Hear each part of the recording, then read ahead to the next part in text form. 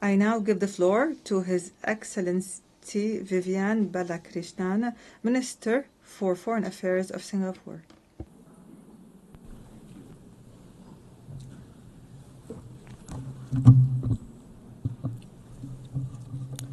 Madam President, Your Excellencies, the 80 years since the end of the Second World War has in fact been a unique period in history.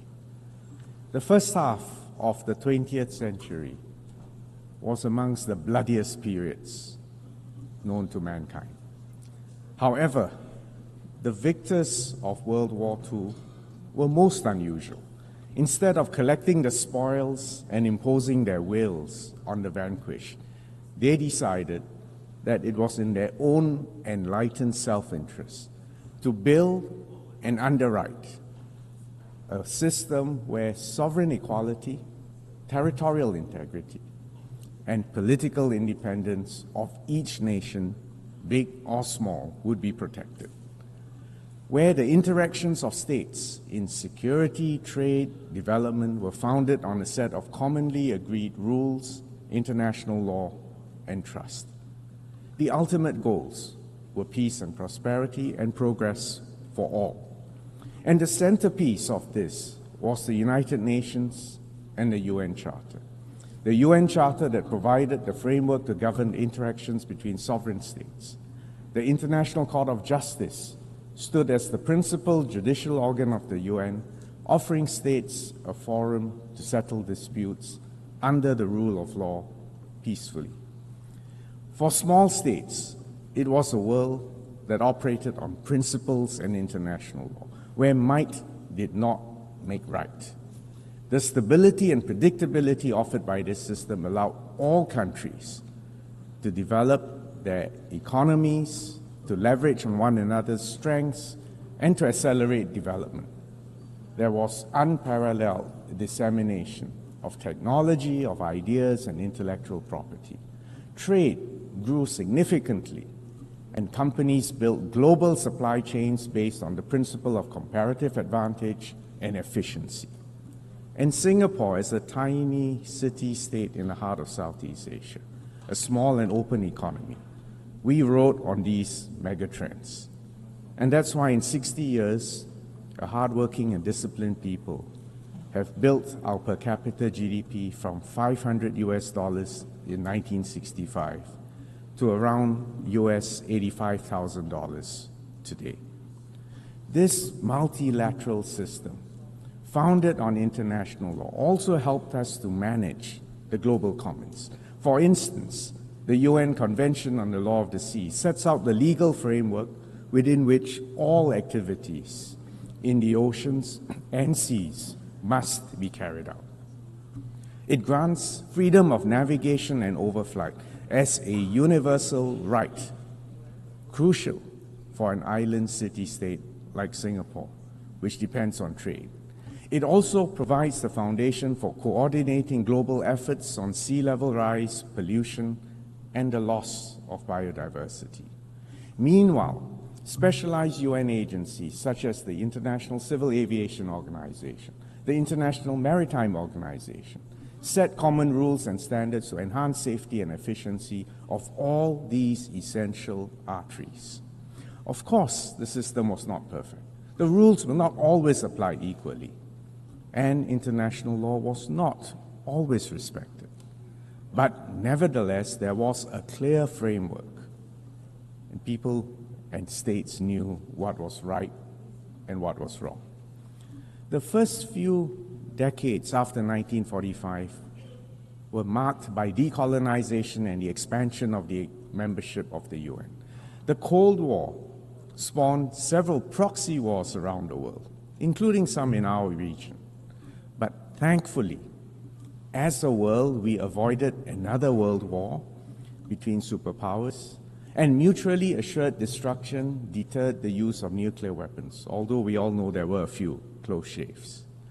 For small, newly independent states, and especially for those of us who are able to achieve national cohesion and effective governance, in fact, the last 80 years on the whole, was a favorable period of peace, prosperity, and progress. Madam President, Excellencies, however, the post-World War order that I've just described has come to an end. The current distribution of economic weight, of technological sophistication and military strength today is very different from the world of 1945. And it is obvious that the UN and the other international organizations have not evolved to keep up with the times. Add another factor. The primary underwriters of the old world order have now decided to take a more transactional, a narrower view of their national interests, and are less willing to provide public goods. And the sharper strategic contest between superpowers has also made them less able to cooperate, less able to underwrite, less able to manage the global commons. Consequently, today the world has become more turbulent, more uncertain, and in some places more violent. The erosion of respect for the principles of the UN Charter, the egregious violations of international law and of international humanitarian law have unfortunately become more common, as have violations of sovereignty and territorial integrity. The current wars which we all witness in the Middle East, in Ukraine, and parts of Africa reflect this tragedy. In all conflict zones, too many innocent lives are lost, preventable famines occur, and impunity abounds. The humanitarian situation in Gaza is dire and shocking. Singapore hopes there will be an immediate ceasefire, an immediate and unconditional release of all hostages, and for immediate access to humanitarian aid, food, and medical care for the civilians in Gaza. Singapore will recognize the state of Palestine when it has an effective government that accepts Israel's right to exist and categorically renounces terrorism. Singapore cannot recognize any unilateral annexation of occupied territory because this would be a flagrant breach of international law. And if the situation continues to deteriorate, or if Israel takes further steps to extinguish a two-state solution, we will then have to reconsider our position on when to recognize a Palestinian state. In the Ukraine, a permanent member of the Security Council has to comply with the UN Charter.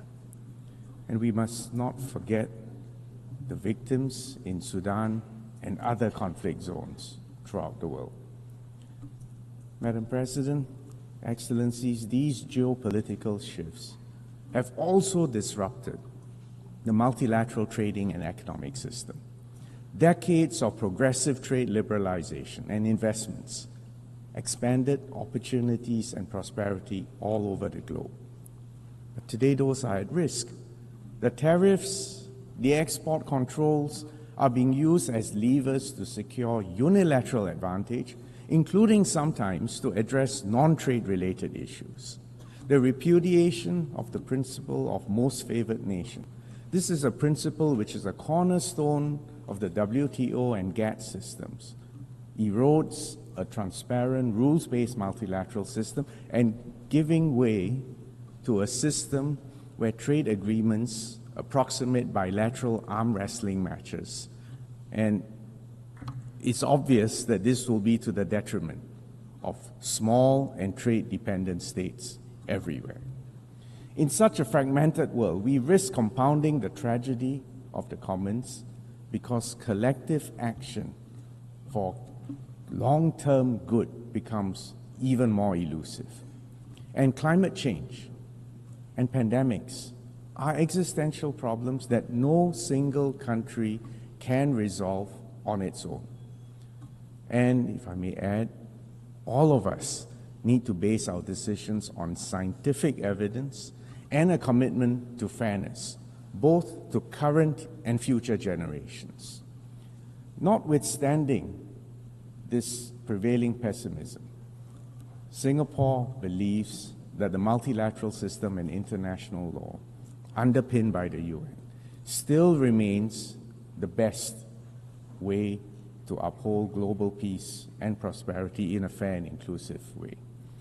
As a small state, we cannot afford to be passive or fatalistic and pessimistic. In fact, we're here to call on all of us to double down on multilateralism founded on international law. Even small states and middle powers have agency, and we have strategic autonomy to collectively protect our long-term national interests and the global commons. And Singapore will support the UN80 process to strengthen this institution and the multilateral system. The good news is that actually the multilateral system still works. And let me cite a few success stories. The BBNJ Treaty Agreement will enter into force on the 17th of January 2026. Earlier this week, we exceeded the 60 ratifications necessary to bring it into force. It is a legally binding treaty to conserve and to sustainably use marine biodiversity beyond national jurisdiction.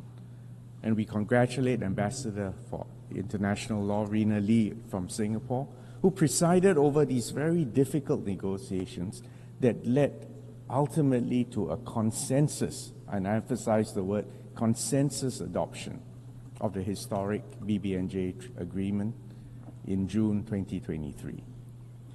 In July, to cite another example, we achieved consensus on the final report of the open-ended working group on cybersecurity, which strengthened the normative framework for responsible state behavior in cybersecurity.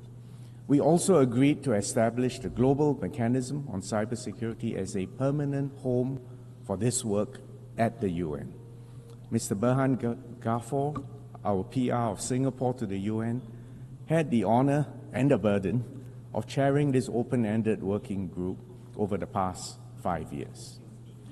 To give you a third example, in 2024, 2 World Intellectual Property Organization treaties on IP and the genetic resources and the associated traditional knowledge and the Riyadh Design Law Treaty were concluded under the leadership of Mr. Darren Tang. These 3 examples demonstrate that even in these fractious times, it is possible to come together to manage our global commons and to achieve agreement and consensus. Now, this does not mean that we will always reach agreement on every issue, but it is vital that the UN remains an arena for continued dialogue and discussions so that compromises can be reached, solutions can be found for even the most hotly contested issues. The key to the multilateral system for small states is international law. And on this note, I'm proud to share that Singapore will nominate Ambassador Rina Lee as a candidate for the International Court of Justice, which is the principal judicial organ of the UN. Our nomination underscores Singapore's deep commitment to upholding international law and support for the ICJ. If elected, Ambassador Lee will be only the second person, and in fact the first woman from Southeast Asia to serve on this court. Madam President, Excellencies, just as the world has changed dramatically in the last 80 years, it is also clear that the UN needs to reform to be fit for purpose for the next stretch. We need a more representative and a more inclusive UN that reflects current realities. The UN Charter confers on the UN Security Council the primary responsibility for the maintenance of international peace and security. It clearly needs reform to better fulfill this mandate. The increasing, and if I may add, cynical use of vetoes by the P5 must be constrained, and the wider UN membership must reach agreement on how this veto is to be exercised in the future. We commend the role played by the elected members of the Council, which gives the wider membership of the UN greater agency in addressing the pressing issues of the day. We also believe it is important to strengthen the relationship between the Security Council and the General Assembly. We need a UN that delivers for real people on the ground. Clean water, education, pandemic preparedness, social mobility, jobs, education, and an international financial architecture that delivers stability and prospects of progress for all. These are the building blocks for sustainable development and human dignity. The commitments made at the Summit of the Future last year signal our collective resolve to implement the SDGs. The UN needs to be future-ready and to harness the potential of emerging technologies like AI as a force for good for all. Early and constructive and inclusive multilateral engagement is essential, and AI's transformative force can aid conflict prevention, peacekeeping, and humanitarian options, but you all know there are also downsides and dangers, and it requires guardrails so that it can be harnessed responsibly. Madam President, Excellencies, the first Foreign Minister of Singapore said it best 60 years ago in 1965. Quote, "Despite cynics who focus attention on its many shortcomings, Singapore has faith in the future of the United Nations simply because without it, there is no worthwhile future for humanity." Unquote. These words still ring true today. So together, let's ensure that this institution continues to serve as humanity's best hope for peace and prosperity for all of us. Thank you, Excellencies.